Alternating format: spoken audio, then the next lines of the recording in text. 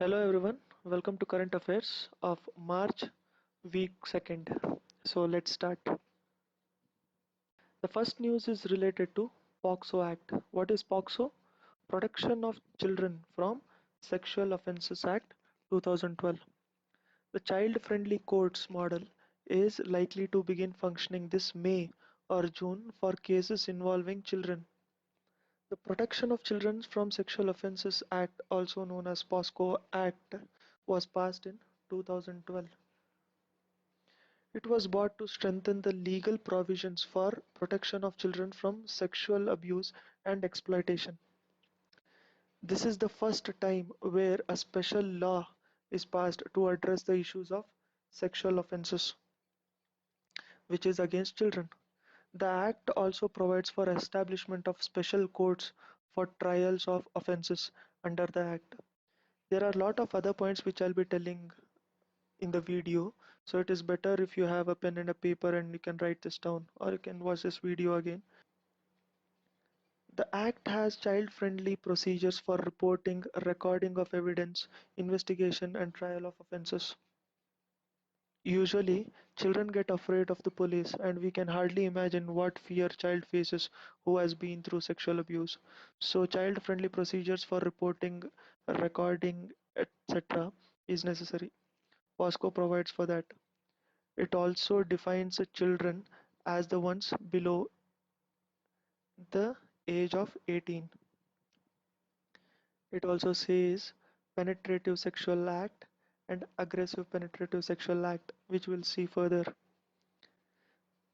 POXO says that child's statement to be recorded at its home. Preferably, if it's recorded by women police, it would be better. Police shouldn't be in uniform. The statement should be recorded as the child speaks. That is, as the child is speaking, in the same way the statement should be recorded. There shouldn't be any modification. The medical examination of the child should be done in presence of parent. If the child is girl, the examination has to be done by woman doctor. There has to be frequent breaks for child during the trial. This one is important for our Karnataka exams, that Karnataka has one special court to deal with POXO cases in each district. That is, in every district, Karnataka has one special court which deals with POXO Act. The next important news which happened in the second week of March is illegal dyeing unit along Arkavati River. First of all, let us understand why are illegal units set up by Arkavati River itself. In 2001, Madras High Court banned the dyeing units to stop from them polluting the river Noyal. Since then, the dyeing operators moved to elsewhere and some moved near Arkavati River. In past year, at least 20 such units have been down. What these illegal units are doing is they are tying with local farmers and small industries to set up their operation. So let us know what is dyeing. Dyeing is adding color or changing color of something by soaking it into a solution with a dye. Dye is any color. The clothes, the cloth pieces are dyed and the effluents are released in the water. So here you can see this the Darkavati river is colored blue. That is the dye's color and the effluents which were released in the river. These effluents includes sulfates, chlorides, hydroxide. The units, as I said earlier, are illegal and they are set up on farmlands. They actually tie up with the local farmers and small industries and then they start their operation. The sewage and heavy metal effluents are major problems in Arkavati. So what are the solutions for this? The way forward or the solutions are mentioned below. That is, harmful effluents which are released, like I said, the sulfates, chloride, etc. They cause severe water pollution. Officials of KSPCB. What is KSPCB? Karnataka State Pollution Control Board. We have read about this in other video. Please watch that. They should shut down these illegal units. The judiciary should take action like High Court of Tamil Nadu. Like High Court of Tamil Nadu banned the dyeing units to save its river Noyal. Even the judiciary in Bangalore, that is High Court of Karnataka, should take some actions. The local people's activation and awareness to them is very important. We should make them aware of what are the problems which might cause due to this water pollution, etc. The farmers and the small industries, along with whom they set up their units, should be educated about the threats which are formed from this illegal activity. And the last important way forward is that there has to be stringent punishment for the defaulters. Next news is related to science and technology, and it is increase in the wheat yield. Wheat, as we know, is a source of protein. About 30% of the wheat is protein, which makes it second most produced crop after maize in the world. Recently, scientists of Indian origin in University of Oxford found a route to increase the yield of wheat produce by 20%. These wheats were also drought resistant. This was achieved by adding a precursor to the wheat. We'll see what precursor is. Precursor is a compound that participates in chemical reaction and produces another compound. Adding precursor in wheat, scientists found that it enhanced sugar signaling molecule in wheat. The sugar signaling molecule in wheat is trehalose 6 phosphate or T6P. Trehalose 6 phosphate, as I said earlier, is sugar signaling molecule. This is very important for prelims. They also experimented for drought resistance.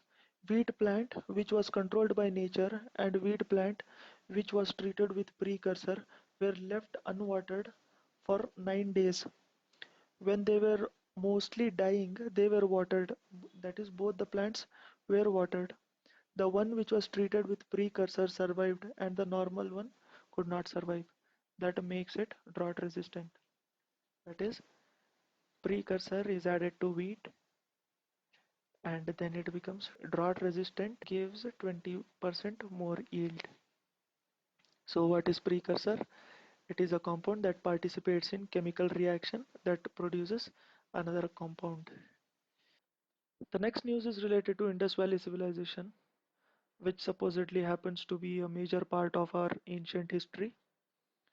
Indus Valley scripts or the Indus scripts is much older than Prakrit and Tamil scripts. It has not been deciphered yet, and it is one of the oldest civilization.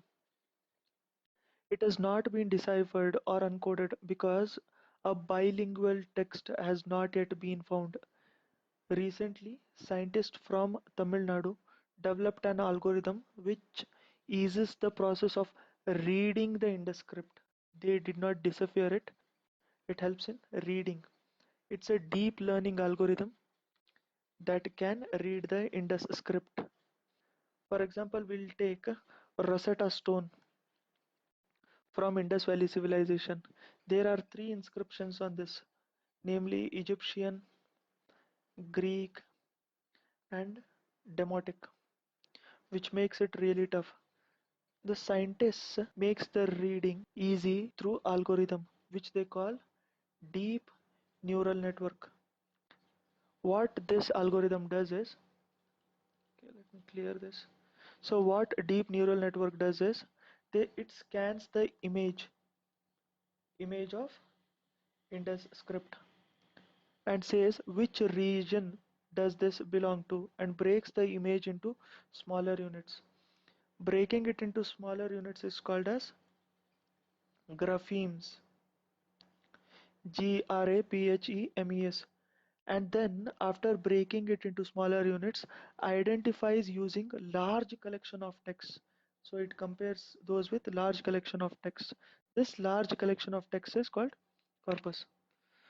So the takeaway point is that scientists in Tamil Nadu found out an algorithm called as deep neural networks, which helps in reading the Indus Valley scripts.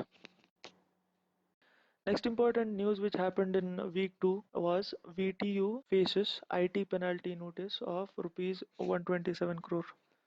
Let us understand some background of this. Education is a state subject.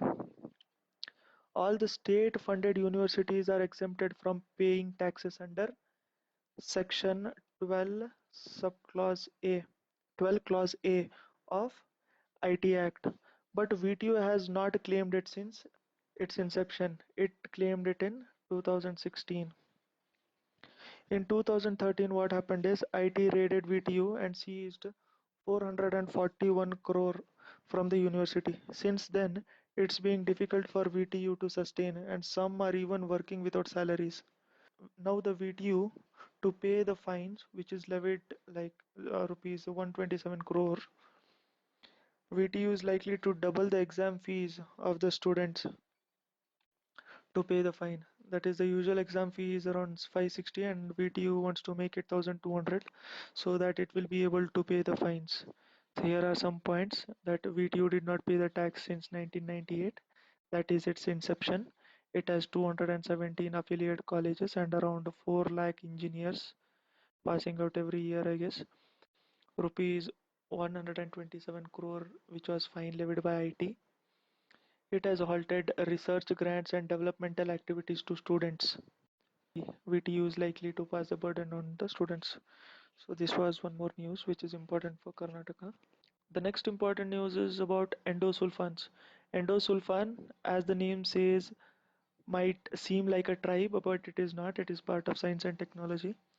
Endosulfan is an insecticide. It is used in agriculture, so that is used to control pests, including white flies, leaf hoppers, cabbage worms, etc. Finding it to be highly toxic and potential of bioaccumulation. What is bioaccumulation? It is accumulation of substances such as pesticide in an organism. This results in greater risks of poisoning. Because of this, endosulfan was banned globally in Stockholm Convention in 2011 April. Except in Kerala, India is one of the nations where endosulfans is not banned and still in use freely. Even after Supreme Court has banned, it has not been completely implemented. After the global ban in 2011, Supreme Court of India in May 2011 banned manufacture, sale and use of endosulfans by considering it to be toxic to both human health and also to environment. The main cause of use of endosulfan was it is very cheap compared to other pesticides. In January 2017, that is 2 months before, Supreme Court said that the state of Kerala to release entire compensation to victims of Kerala. The compensation money has to be recovered from the pesticide companies which were responsible for production and sale of highly controversial agrochemical. But the process of compensation in Kerala is going very slow. That is what it was in news for. This is the last part of the news, that is miscellaneous sections. The orangutan, a primate from family of great apes, is to be added to Mysore Zoo for its 125th year celebration. Mysore Zoo is about to be 125-year old, so for the celebration, orangutan is being added. The actual name of Mysore Zoo is Sri Chamarajendra Zoological Gardens. Mysore Zoo is getting animals from Sri Lanka, Singapore, Israel, Philippines, and other Indian zoos. The white rhinos, which the Mysore Zoo is getting in exchange of two elephants from Singapore, is considered to be largest among rhinoceroses. The animal exchanges with foreign zoos requires clearance from Ministry of Environment and Forest. What is the organization which is run by Kailash Satyarthi? Kailash Satyarthi is a person who got Nobel Prize for Peace last year. Nobel Prize for Peace was shared between Kailash Satyarthi and his name is Malala Yousafzai. And the organization which is run by Kailash Satyarthi is Bachpan Bachao Andolan. March 25 was declared as Genocide Day by Bangladesh Assembly because it was on March 25th in 1971 Pakistani army attacked unarmed civilians. This is marked as Genocide Day by Bangladesh Assembly. China Southern Power Grid International (HK Company Limited) partnered with CLP India Private Limited to build a power transmission network in India. So the Chinese company will build, run, and operate the power transmission networks in India. There is an association called as IEEMA that stands for Indian Electrical Equipment Manufacturers Association has said that allowing Chinese to build, run and operate transmission networks in India is a risk to national security. This might result in blacking out of the nation, putting military establishment at risks, the hospitals under risks, and internal laws at risks. So that's all for the news related to March second week. I'll meet you people in the next video. Thank you. Please like our Facebook page called Karnataka Exams.